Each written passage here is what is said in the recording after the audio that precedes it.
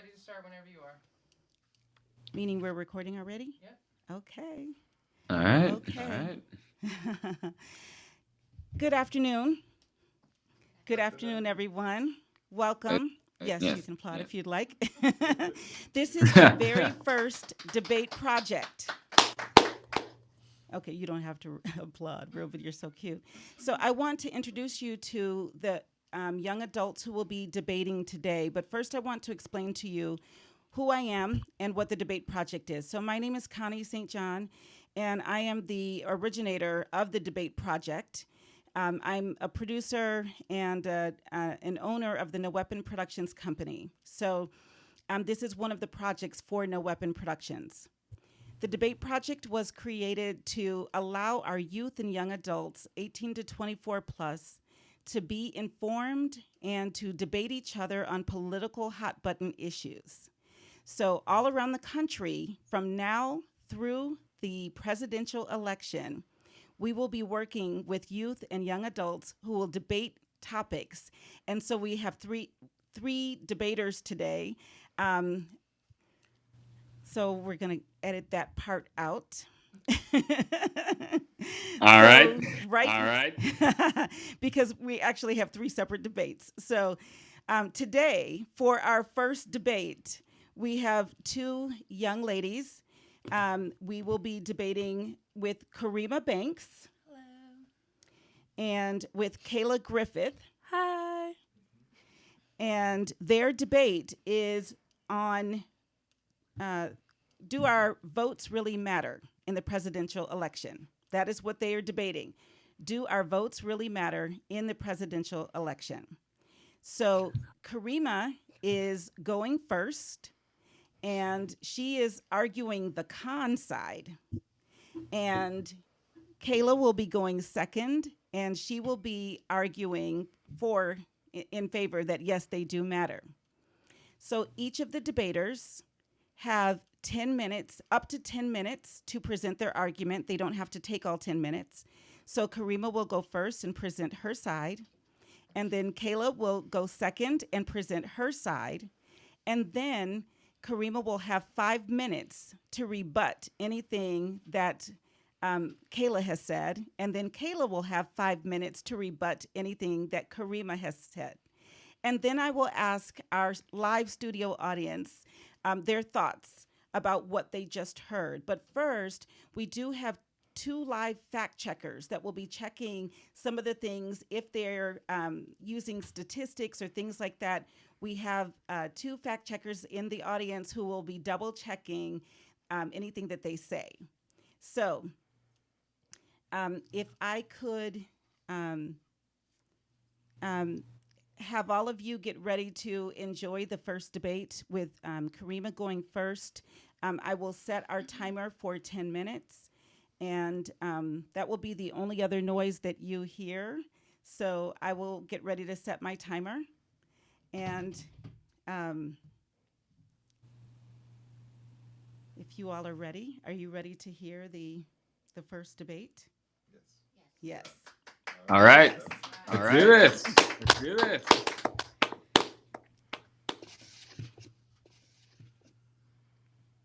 Karima Banks. Okay, so I am presenting the con side, which is that the individual votes of each individual voter does not count when it comes to the entire presidential election. So I truly believe that math is, well, it helps that math suggests it, but voting rarely matters when it comes to big and large elections, where it comes to basically the presidential election. And I honestly think it gives us a false sense of control over our government and how, our individual vote would differentiate, for example, Trump and Hillary in the 2016 election.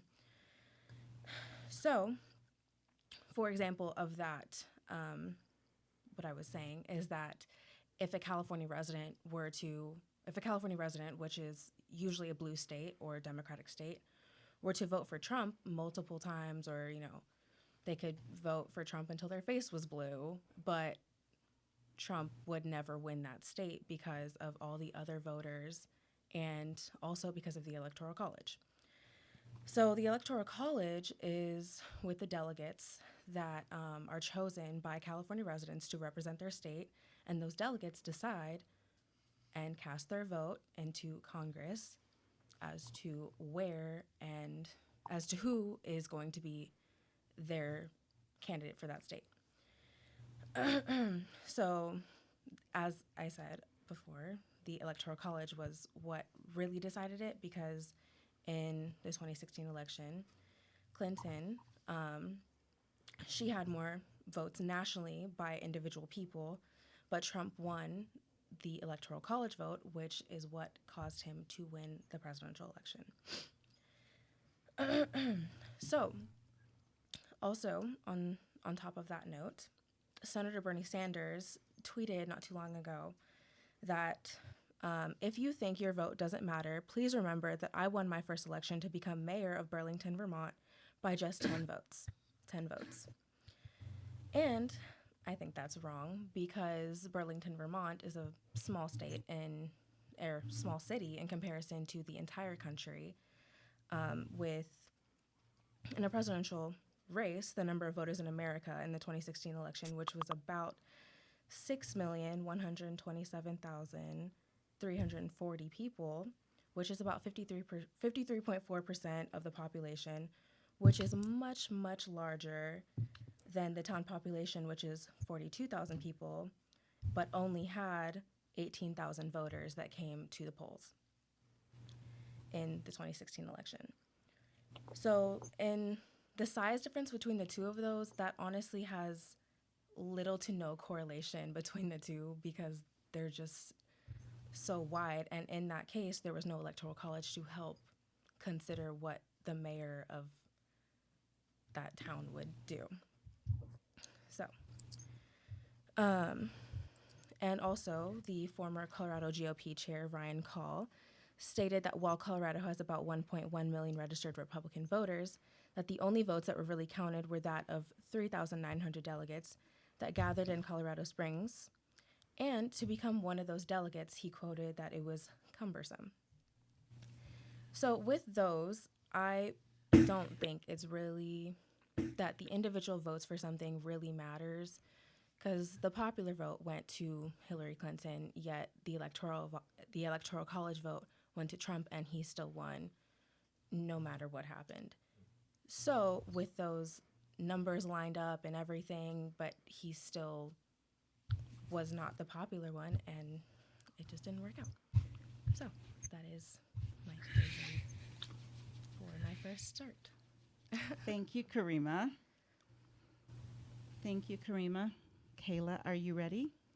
Yes. Okay. Okay, so I'm going to be arguing the pros of our vote mattering.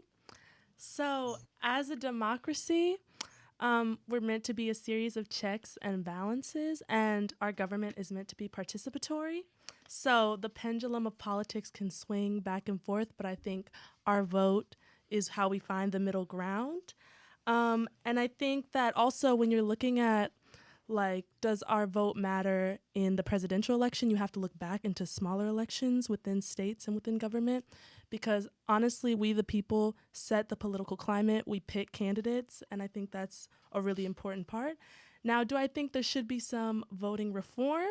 Of course. I think that the Electoral College has become something kind of vague and not easily understandable, at least not to me. But I think that when we vote, we bring our thoughts and issues to the forefront. And if we didn't vote, the Electoral College would never know how the people really feel.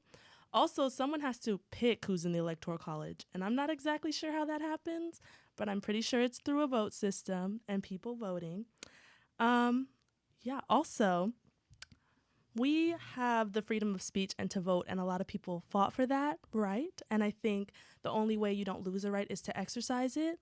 So I think it is a personal choice if people want to vote or not, but I would urge everybody who's watching this to go out and vote, because your voice does make a difference. It leads movements. It inspires people to run in the next presidential election. And the Constitution guarantees that we will self-govern. This country was founded because we wanted to break away from tyranny and monarchy, And I think if we don't vote and a select group is deciding for us, that's what we get back to. And to believe in not voting is to forfeit your right to participate in the process of democracy. Thank you, Kayla. Thank you, Kayla. And now, Karima, you have 5 minutes to rebut what Kayla said if you have any additional comments. Okay, so when she said about the Electoral College and how she didn't know it happens, I do happen to know how that works. So, for example, with one of the quotes one of the things I stated that was a quote from Ryan Call, he said it was cumbersome to become one of these delegates that truly decided what was going on in Colorado for the election. So I will go through the steps with you. So step 1 is to show up at your local caucuses on March 1st and sit through a couple meetings, and then to get elected from your neighbors that also went to it if they decided to do so. And you have to get elected from your peers with those select people that decided to try and get elected to this delegation. And then you have to go attend a county assembly, and then you have to convince the few hundred or thousand of delegates at the county assembly to move you on to attend the congressional district or state convention process.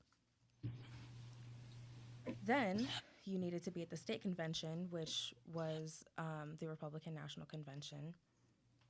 And then you have about 10 seconds to make your pitch to 39,000 delegates at the state assembly as to why they should elect you, so you can put your, not elect you, but as to why they should see your county's opinion in the light. Which seems like a very long process, and I don't know if it would be entirely worth it for myself personally. But if you do want to go ahead and do that, you can, and that is how it gets to your state delegates, and that's how they tell what they want to the Electoral College, and they're a part of it. That's how everything is decided. So that was where I stand, and that's it. Thank you, Karima. Kayla, you have 5 minutes to rebut anything that Karima shared.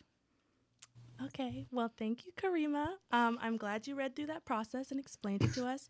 But I think that for the majority of Americans, the Electoral College is not something easily understood at first glance or from watching how it works. I don't think it always represents people fairly. And I think, of course, as I stated earlier, that we do need voter reform, but I think that comes through people voting. I think, as you stated, you have to go to meetings and then become a state delegate, or I might be misphrasing, but there's a process to it. I think that process includes the people's voice and includes people's thoughts on who should be in the Electoral College, or, if the people in the Electoral College even had to go voice their opinions and voice why they wanted to do something. I think the general public deserves the same right and should remember that right and exercise it. I think that our country is definitely not in the same times as it was during the Constitution, and not everything is the same as it used to be. But I think that we have an awareness now of where we are currently politically, and I think through voting, we voice that awareness, we voice that opinion. So I think voting is very important, and I think if you don't think it's important, you should do some soul searching and really see how you want to be remembered, how you want our generation to be remembered, what you would want to pass on to people younger than you, because I don't think they gather all of that just from watching the Electoral College. I certainly don't. When we look at all the votes in the end, that certainly doesn't sum it up for me. So I've enjoyed voting for the first time, and I would encourage others to do so. Thank you, Kayla. Let's give them a hand, first of all. Before we turn it over to, I do want to ask the fact checkers if they have any notes. But before I do that, I just have one follow-up question for both of you. Personally, do you feel that the country would be better served if we did popular vote only? Karima, you Yes. speak first. Absolutely. I don't know if anyone could tell, but that was not my actual opinion. I do agree with some of it, but I do agree that your votes really do matter, and that if we did just go by personal vote, it would 100% be different than if the electoral college were involved. Okay. And Kayla? I want to say yes. I think yes. I definitely think I have a lot more research to do on the electoral college, or a lot more like things I feel like could be cleared up through experience with voting. But as a new voter, I think it would be great if like people's voices were the only thing that mattered, and there was no interference in elections, even if that's the electoral college vote. So yeah. Okay. Thank you for that follow-up question. Fact checkers, did you have anything that you wanted to respond to? Okay. The fact checkers have nothing. So to the audience, I ask this. Who do you feel made the best argument of who you heard today? Kayla or Karima? Or are you split? Kayla? You're split? Kayla? I felt that Karima had more facts and figures to back up her argument. Kayla had a more impassioned argument based on the concept of a democracy. So I would have to say that both of them did a brilliant job. Okay, so one member of the audience stated that they felt that Karima had more facts to back up her arguments, and that Kayla was more impassioned, so they are split in terms of and other people are agreeing. Spring? I would say that Karima had more facts, Mm-hmm. and I will even say the better argument because I do believe that her argument is reflecting what I'm also hearing in the public in general in terms of what they think about what their vote counting once it really hits them hard that this electoral college thing actually kept the person that they supported from getting in, even though she had more popular votes. And so I think that's kind of got the whole country a little shaken, where they're like, why bother even getting out of bed, especially if the weather's cold. Right, right. So there is the feeling from one of our audience members that there is some upset in the country of knowing that your candidate can receive the popular vote, but if they lose in the electoral vote, that they still don't get in, and that is part of what persuades them to stay home when they feel like their vote doesn't count.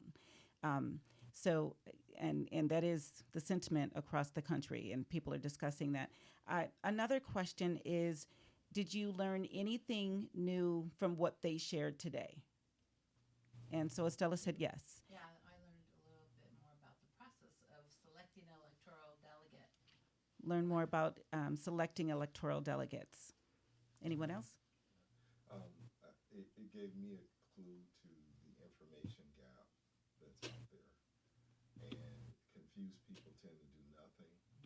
So, if we can get this conversation out here like this so people can have a common sense understanding of what takes place, it can take a lot of those people, even if they disagree with who's in place, they understand the process enough to make an informed decision. I think Yes. people can't make an informed decision. They just want to. That's a great point. That's a good point. Yeah. So one of the audience members stated that it revealed the information gap, and that with more information, more conversations like the one we just had with Karima and Kayla, that people can be better informed, whether they agree or disagree. They can at least be informed about how they make a decision. Anything else that you learned today? I thought the point that was made by Kayla about the local elections informing the national elections and how that's where you really can take part. I think both made a good point that with the electoral college, the question you originally posed, does your vote count? The answer is maybe not. But with regular voting, we can put the pieces in place to change that. Okay, that's a really good point. One of the audience members stated that the point that Kayla made, and Karima also touched on this a little bit, about voting in the local and smaller elections leading up to the presidential elections are what really influence what happens in those presidential elections. And um, that that's where we really need to get out and vote, is really understanding those um, local elections. Am I paraphrasing that correctly? Yes, because we won't change what's happening in the national elections, the process, without having. We won't change the process of what's happening in the national election without the right people in those local elections. And that's very true. That's very true. Any questions that you have for the debaters before I release them? I have one question. Yes. And you're both out of high school, in college? Yes, these Yeah. are two college Yes, students. We're in And college. thinking Freshman back and on senior. Your high school days, were there any classes taught on civics and about the process of voting? And Before you answer that, I want to repeat the question for the viewers. okay, So, one of the audience members wants to know, both of our debaters are in college. One is a freshman, one is a senior. And the question from the audience was, in your high school days, were there any classes taught on civics about the process? For me personally, we was required to take economics and government in your senior year of high school. And I was very, very lucky to have two of the AP teachers at my high school that were teaching regular classes that year. And shout out to Mr. Bainter. He is absolutely great. And he went through the whole process and told us everything to the little minor details. And I'm sure they didn't completely 100% stay with me, like all of them. But there were some very, very good points that he made that definitely stuck with me. And that's what also led me to dig deeper into facts and research within this debate. But yes, he did cover on some major points. Yeah, the electoral process and all of that. of course, yes. Okay, so for me, it's been a little different. We definitely had civics in middle school. In high school, we had U.S. government sophomore year, but that was more so like an overview of history rather than digging into the voting process. And since I am a DC citizen, things are a little bit different. So we had like DC government and how we play a role, but it's not the same as if we were a state. So it's been a little different. We don't have representation, so our voice is kind of different. Yeah. But you still have 3 electoral votes. Yeah, but we've never like delved deep into the electoral college and how that really works. We've definitely like overviewed it, but not enough that I really grasped what was going on. Yes. Based on the outcome of the last election, when you talk to your peers in college, do you get a sense that they're more apt to get involved in the process, or they're more apt to, abstain or not participate because they just feel like it's useless? Let me repeat that question. One of the audience members says, based on the results of the last election, do Kayla and Karima feel that their peers are more apt to get involved in this upcoming election, or do they feel like they want to abstain since it didn't seem to matter in the last election? I don't go to a very liberal college.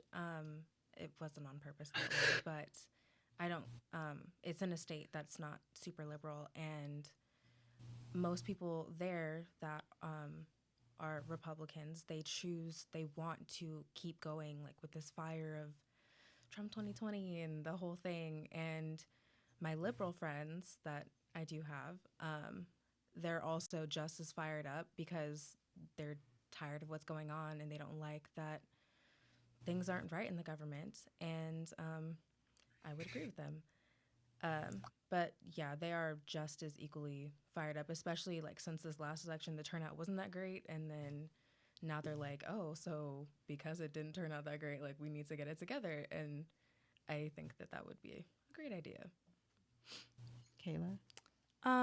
So I go to an art school, which I think definitely affects the climate of my school. so people aren't always as politically motivated or motivated to have political conversations. But the conversations I did have, people were not excited to vote in 2016. They weren't excited to vote. And me and a few friends were trying to like get people excited because, again, being from DC and not always having a voice in certain things, I think it's really important. But people felt like it was choosing the lesser of two evils. A lot of people I talked to felt that way. But my mom says something that I think is always made me feel it's really important to vote. She says if you don't use your voice, then you don't have a say when the outcome comes out. You don't have any, you didn't say what you needed to say then, so you can't complain when it doesn't go the way you want. And I think sometimes it is a hard decision with voting and you're not always going to like both candidates fully, but I think it's important to voice how you feel and go with your gut on what's going to be the best for you and your children and other people's children. So yeah. Yes. Would you say that you learn more about like voting and more about politics in school, or like from your peers and from social media? The question was, do you feel that you've learned more about politics and voting in school or from your peers in social media? I'd say it's about 25, 75. 25 being in school and 75 being outside. My mom used to take me when she would go voting. She would take me when I was younger, and I'd be like, no, I don't want to go. And she would still take me anyway, and I got to kind of see, like, what it was. And I have very vague memories of being in the, like, poll box with her when she was filling it out. I was like, Mom, I want to go. Like, I remember the whole thing, but I've definitely had to research outside by myself because school, taught me almost nothing. Like, I understood, sort of the benefit of it, but I learned most of the benefit of it outside with like the community I was raised in, and not even necessarily my peers or social media. It's definitely like who I was raised by that really got it going. For me, I 100% learned more outside of school. I've definitely been in all different schooling backgrounds, like switching around, not just art school. And there definitely still was an educational gap. I'm very fortunate to have parents who are history nerds, so they're really into trying to break it down as much as they can. But when there's a gap from the beginning, sometimes you don't get the end result. Like they'll explain parts of it, but if I'm missing prior information, then I don't always fully understand. And I'm very fortunate to have very outspoken peers who are always willing to speak their mind and tell me why they feel the way they feel. So that has been super helpful. And again, being in DC, you don't really like go outside without somewhat knowing what's going on in politics. And you go to a lot of protests and things of that nature, which help inform you on just the political climate of what's going on. But again, I think that schools definitely need to prioritize more breaking things down from the root, because if there's a gap at the root, you will not fully understand what you're building upon. Yeah. Thank you so much, everyone, for joining us for this first debate. And please give Kayla and Karima another hand. Thank you. Okay. Yeah. We have another one coming up, another debate. And it's so I want to figure out if we can somehow